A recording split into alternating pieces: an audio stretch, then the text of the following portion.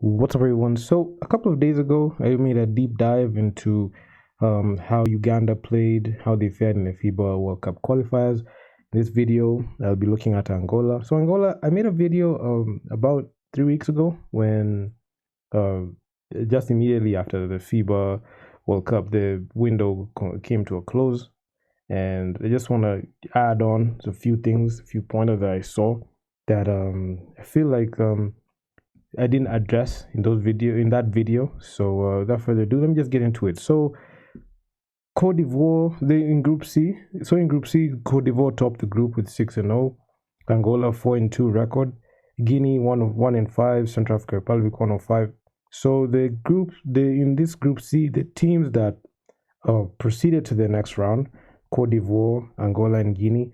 So Angola suffered their two defeats at the hands of Cote d'Ivoire, in which those matchups were very close. They're actually way closer than you actually think, because as much as they qualified, the games were decided by decided by like at least 3 to 5 points. So Cote d'Ivoire versus Angola, this game was just down. It was just down to the wire. And when I saw this game was in 2021 November 2021. I saw this game, and this game was actually way closer. Cote d'Ivoire won this game by 1 point. The game was just both teams were just throwing blows all left, right, and center. I'm not saying throwing blows literally, but they're just hitting their shots, playing good defense, executing smart plays, and at the end, Cote d'Ivoire able to outlast Angola. It was a very, very, very, very close game. It's decided by 1 point.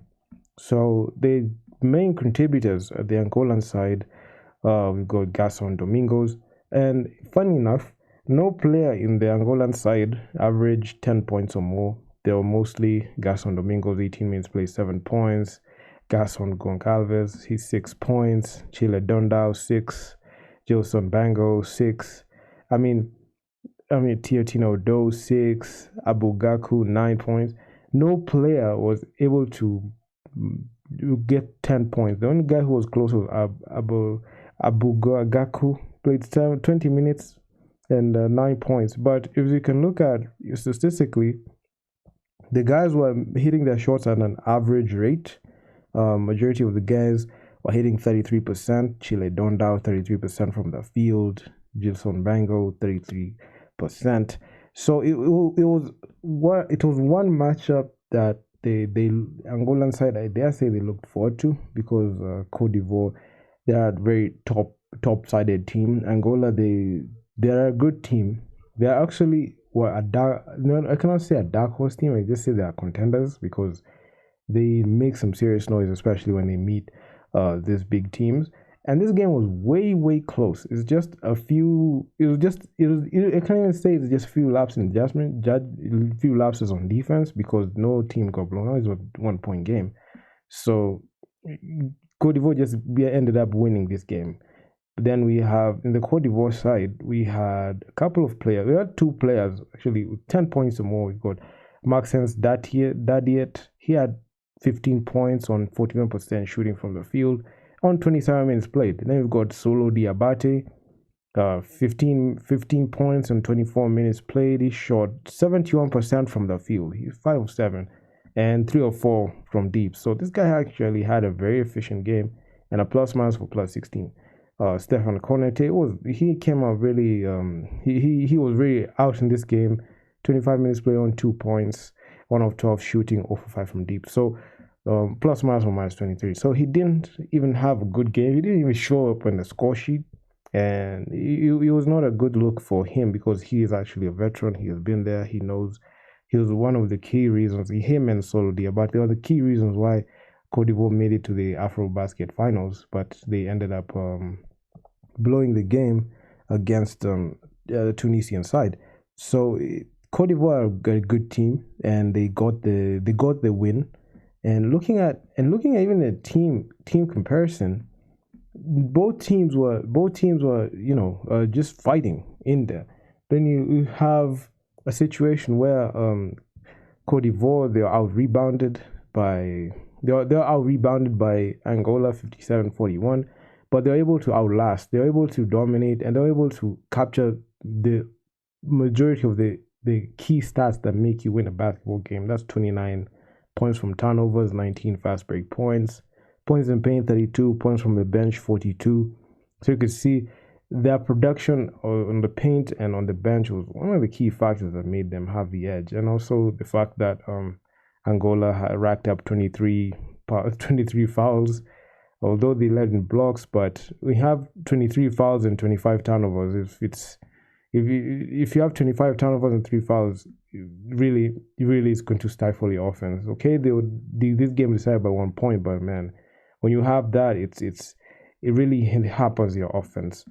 But when you look at the second meeting was actually pretty fascinating, because this game ended 73-75. Okay, Cote d'Ivoire took the second game, and 75 Cote d'Ivoire, Angola 73. This game was just very, very interesting to see. You can look at even the way these two teams showed up. The Cote d'Ivoire side, they shot 55% from the field, 32% from deep, 63% from the line. But Angola from the line have to get it together, because it was 41% from 2-point field goals, 33% from deep, and 27% from the free throw line. At the charity stripe, I mean, Angola just capitulate. They are not able to mount anything substantial, especially on the line. But when you look at in the rebound category, Cote d'Ivoire, they won that with 46 total rebounds to Angola's 40, and still the fouls bug. Now it crept in for the Cote d'Ivoire side, because they led in the fouls with they're not even led in fouls. They led in turnovers, 23 turnovers. Excuse me. In the fouls department, the guys who still led were Angola, which is not a good sign, especially when you're fouling with a team that knows how to shoot on the line.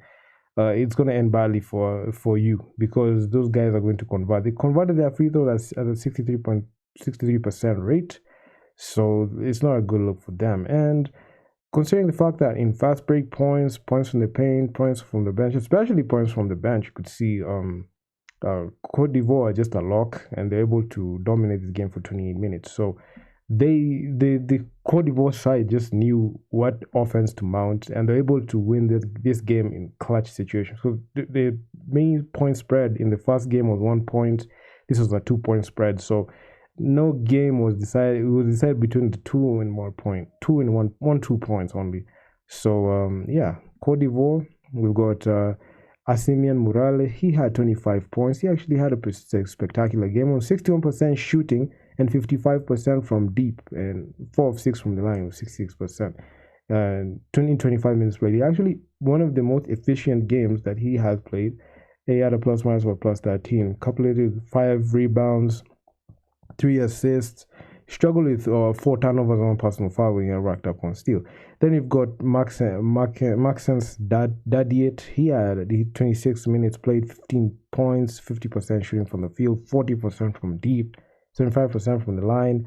Okay, he struggled with 5 personal fouls and 7 turnovers. So it just really hampered his productivity in the box plus minus. But his 15 points were very crucial for him. And also Matt Costello, he was present this game. 19 minutes played, 6 points, 33% shooting from the field, 4 of 6 from the line. Then we just saw a very unified team just go up against the Angolan side. Chile Dondao, he actually had a very good game. He had 20 points on 30 minutes played, 41% shooting from the field, 37.5% from deep, and 50% from the line. But he really struggled, especially in the personal fouls. He racked up 4 assists, which is pretty good, and he had a plus minus for minus 12. So he needs to work on that. Then you've got Gilson Bango. He didn't have a good game the previous game, but he in 22 minutes, 11 points, 50% shooting, 105 from the free throw line. I mean, he had a double-double of his own with 11 points and 11 rebounds. So that's a good thing. Then you've got Gaston Goncalves. He made some slight improvement on the game that on the bad game that he had in the first time Angola met Cote d'Ivoire in this second game. 28 minutes played, 19 points, 54% shooting from the field, 66% from deep, 75% from the line. So plus minus for plus 15. So good performances by these teams. But now, when you look at these guys, the way they matched up, the way it was just a clutch game all through, it was just a thrilling game. When I watched it live, you couldn't know, the game could have gone either way because there was no clearly you could see, oh, this team is dominating. At some point, this team was just hitting. Angola went in a good run, let's say a 7-point run. Then you have Cote d'Ivoire retaliates a 10-point run. They just get knocked down their threes. So it was very, very good to see. And the Angola Cote d'Ivoire was actually one of the in Group C. When those two teams met, it was just epic. It was just an epic matchup. But moving on to the Angolan side, Angola matched up with Guinea. They made quick work of Guinea. Guinea were not issuing any opposition. They went down painlessly. Angola 75, Guinea 59, and it was mostly you could see Guinea were not at the level of an Angolan side because in the rebounds you could see Angola they led with 44 total rebounds. Then we have in shooting you could see 48% shooting for Angola, which is not good because the Guinea side shot 52% from 2-point field goals, and they shot better from 2-point field goals and 3-point field goals. They actually had a better shooting night with 46% from the field and from the line as well. They're able to shoot better, 77% from the line. So Guinea, despite even shooting that great, they're not able to outlast the defense that the Angolan side were putting because the Angolan side dominated this game for 39 total minutes. That's like the whole game. And because the Guinea side, they committed like 28 turnovers. They committed 28 turnovers, 21 fouls. That's the main reason why. Because at some point in the game, we could see like in the second half, the scoring slump for the Guinea side was just sad because at some point at the start of the fourth quarter, they were yet to score for a span of like 1.5 minutes. And if you're not able to score at that point, and the other team is able to get some baskets on you, you're gonna set yourself up for a blowout. So the usual guys, they just came in. Chile donned out 30 minutes played, 11 points, 23% shooting from the field. Not the prettiest shooting night for Chile donned out, but he got the job done. Then Lando Manual, he led the team in scoring with 18 points, 20 minutes played, 66% shooting from the field and 50% from deep and 66% from the line. He had a plus minus for plus 17. Gilson Bango, he showed up pretty well, double digits. We had 3 players scoring double digits, and they scored 10 points or more. Well, Chile Dondao, Gilson Bango, Lando Manual, they scored pretty well. Gilson Bango, he actually had a good, efficient game. 11 points on 24 minutes played, 71% shooting from the field, 33% from deep. And Gilson Bango, he had a double-double of his own, 11 points, 10 boards, and he had a plus minus from plus 25. He struggled with turnovers and personal fouls with 3 personal fouls, 3 turnovers, but they're able to get the job done despite the hiccups that they had.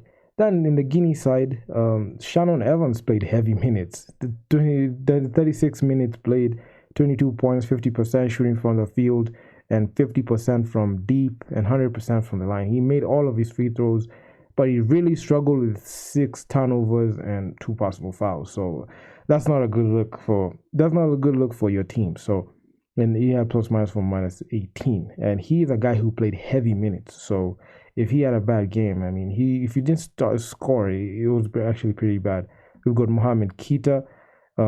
He 33 minutes played, 10 points, 60% shooting from the field, 4-4 from the line, and a plus minus for minus 21. These 3 personal fouls really did a number on him, on his productivity on the court. So yeah, that's something that the Guinea side needed to look at, especially moving forward, because they qualified. The only team that didn't qualify was the Central African Republic. So, but we'll get to that. But the Angolan side, they were able to make quick work of Guinea in their first encounter.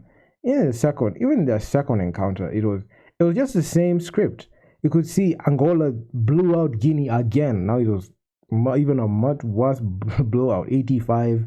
It was a 20-point blowout, and Angola just handed the Guinea side that L.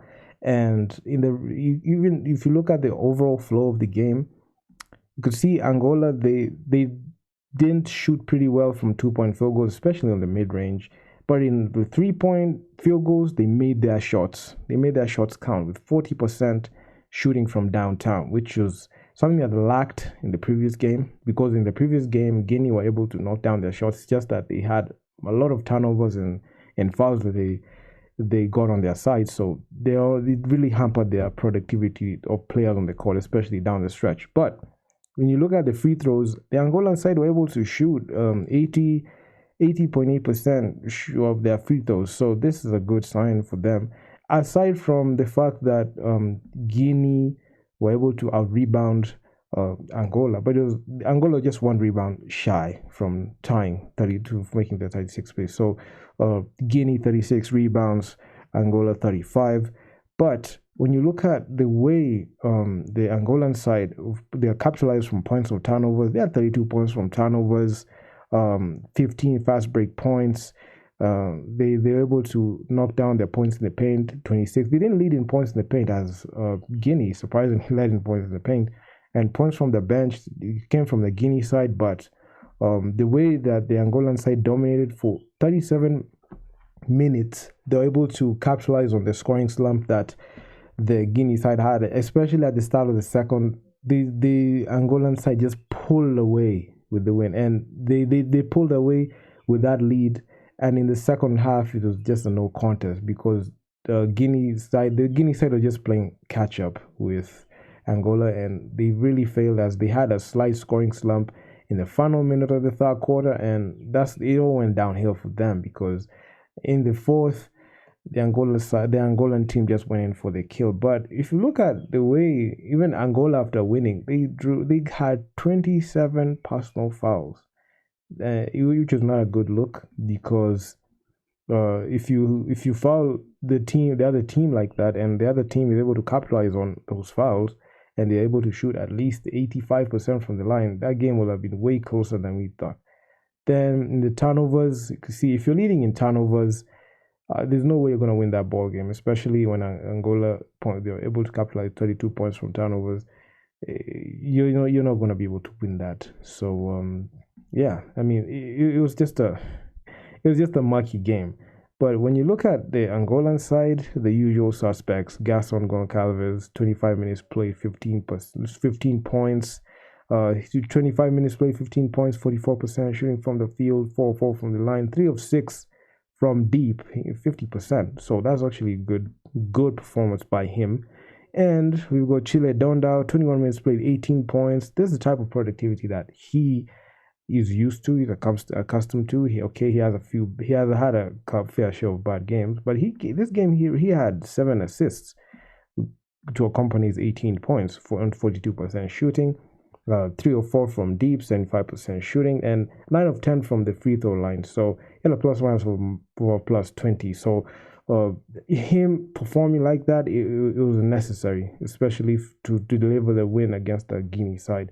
Then we have Antonio Monterio, 24 minutes played, 19 points, 50% shooting from the field, 54% from deep, and 50% from the line. So he had a plus minus for plus 13. He had 3 rebounds. He struggled with 2 personal fouls, 1 turnover, but he tried to overcompensate for the turnovers with 2 steals. So it's something that was pretty good. So all in all, the Angolan side just knew what they had to do, and they're able to capitalize on the mistakes that Guinea had.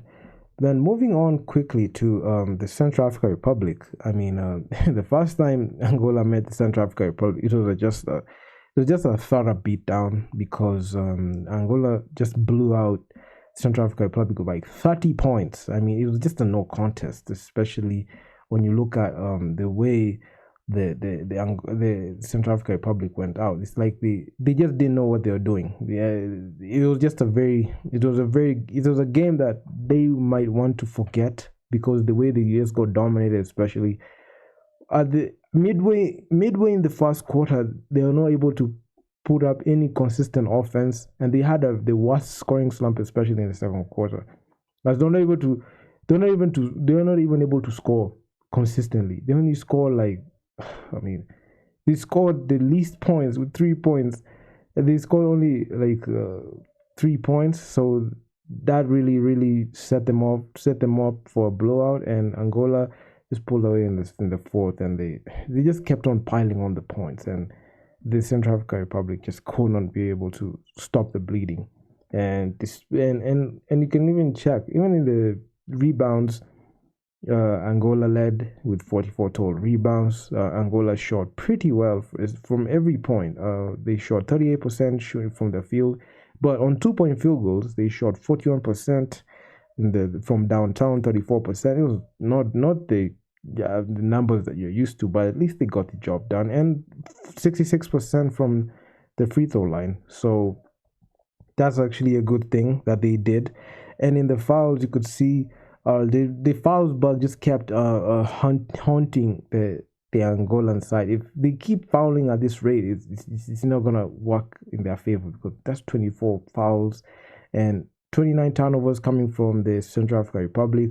When you turn over the ball at that rate, and Angola, they are very good at capitalizing on the mistakes that you make. And from turnovers alone, Angola's racked up 30 points from turnovers. Points in the paint, that's 28 points in the paint. Points from the bench, 34 points from the bench. So you can see it is an overall domination, especially from the Angolan side. And the score just tells you, a 30-point blowout. The Angolan side just dominated this game for 38 total minutes, and there's nothing the Central African Republic could do. And when you have like such a performance, Chile Dondao, he came in again, 24 minutes play, 18 points, 71% shooting from the field, 75% from deep, and 83% from the line. And he had 5 steals, a rare 5 steals. This is something that we're not used to seeing. He had 5 steals this game, 2 assists, 2 rebounds. He had a plus-minus for plus 21. Then we got Tetonio Doe, 13 minutes played, 10 points, 60% shooting from the field, 50% shooting from downtown, and 75% from the line. And he finished this game with a plus-minus for plus 13, which was actually pretty good. And the only 3 players who were able to score double digits, over 10 points or more, is Lando Manual, 18 minutes played, 11 points, 60% shooting from downtown, 50% from the line. He didn't shoot pretty well from the field, but he was able to grab 6 rebounds, 2 assists, struggled with 1 foul and 2 turnovers, but he tried to recover them with 2 steals, plus-minus for plus 9. So Angola just completely dominated this game, and they had a good plus-minus for the whole team. It was a plus-minus for plus 30.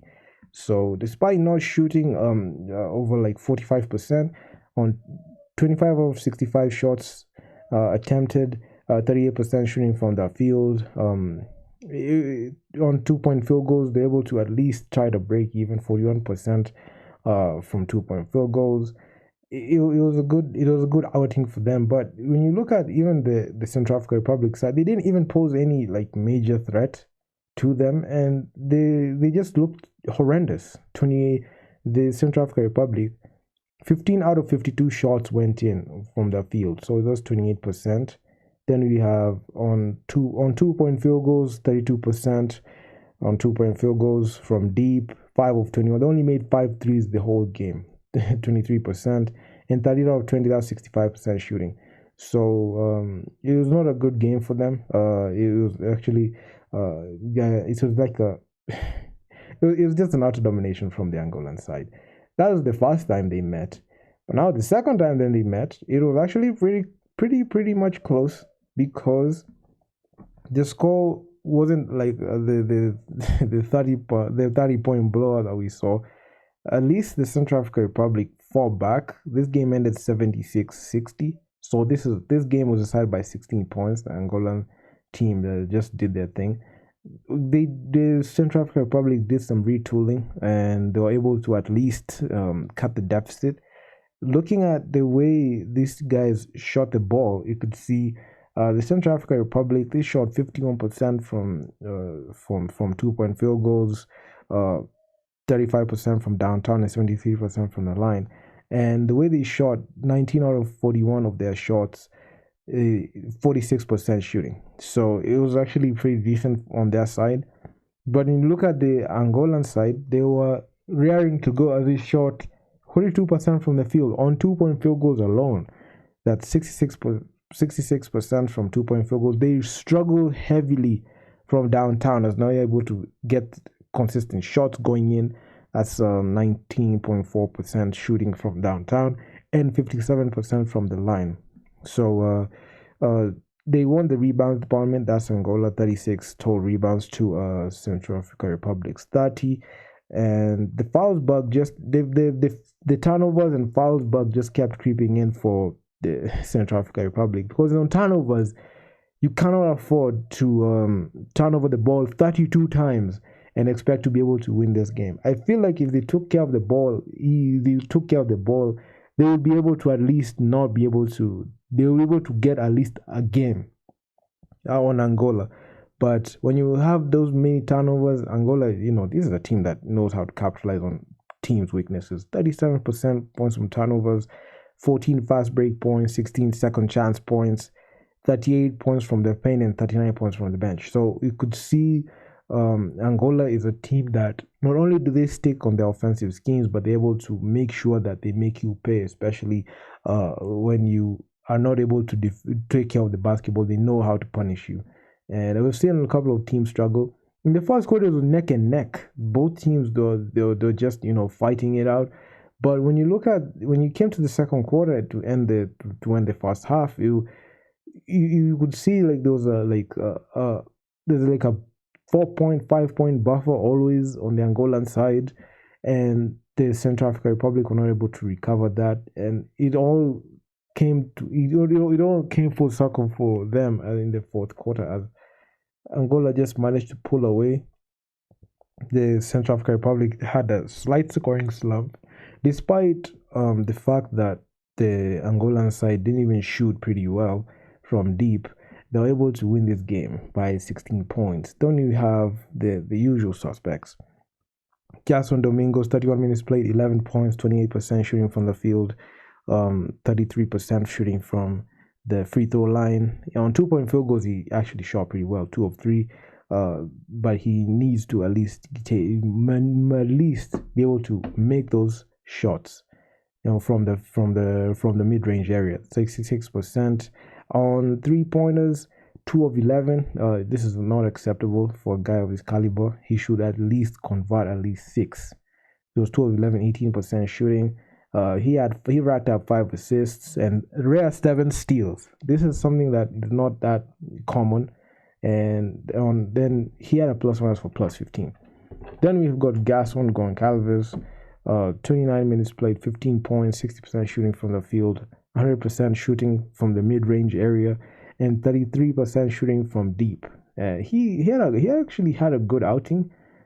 He coupled it with 5 rebounds, 4 assists. He really struggled with 3 personal fouls and 4 turnovers. Not a good look. Plus minus for plus 17. Then we had 3 players scoring 10 points or more. Gilson Bango, 22 minutes played, 13 points, 62% shooting from the field, 71% shooting from 2-point field goals. He didn't even make a 3-pointer on 1 attempt, but he was able to recoup it on the line. He went the line 5 times, made 3. That's 60%. He followed up his 13 points with 8 rebounds. He didn't have an assist. He had 2 steals and the 2 turnovers. Really, he needed to take care of the basketball. To plus minus for plus 24. Then you look at the Central African Republic. They were able to at least make some improvements from the previous game. They will cut the deficit, but it wasn't enough as the Central African Republic shooting 46% from the field, and not being able to at least cut the deficit, especially when it mattered in the fourth quarter, and not having like scoring slumps throughout the game. They will be able to at least have won up the Angolan side. But those are just my sentiments on this from Angola. They are a team that shows that they can do a lot, especially offensively, defensively, and not to forget, even in the BAL, Petro de Luanda, it's an Angolan team. They made the BAL finals and they matched up against Zamalek and no, not Zamalek. They matched up against USM. Zamalek got eliminated by USM. USM won the championship, the BAL championship, but they met Petro de Luanda in the finals. So you could see like they just have a pool of elite players that know how to get the job done, especially with the young guys coming in. And yeah, so those are my sentiments on this game. Tell me what you think about this in the comments section. What you think about the FIBA World Cup. What you think about Angola, because this is a good team. This is a team that can even go all the way. It's not a shocker if this team goes out and represents Africa. So yeah, and thank you. I will see you in the next upload.